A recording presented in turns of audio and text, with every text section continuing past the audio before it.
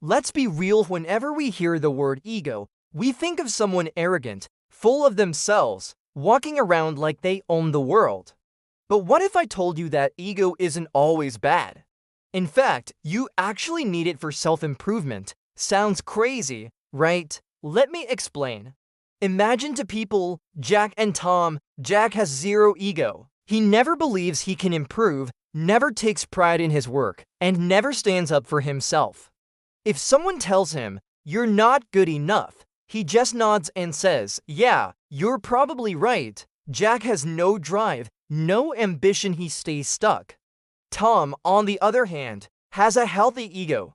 He believes he can improve. When someone doubts him, he thinks, "Oh yeah, watch me." He's not arrogant, but he takes pride in his progress. That little voice inside him that says, "I can be better," that's ego. Ego is like spice in cooking. Too little, your food is bland. Too much, it's unbearable, but the right amount, it makes everything better. A healthy ego gives you confidence, pushes you to improve, and stops you from letting people walk all over you. The key is controlling it, not letting it control you. So don't kill your ego, train it. Let it push you forward, but never let it blind you.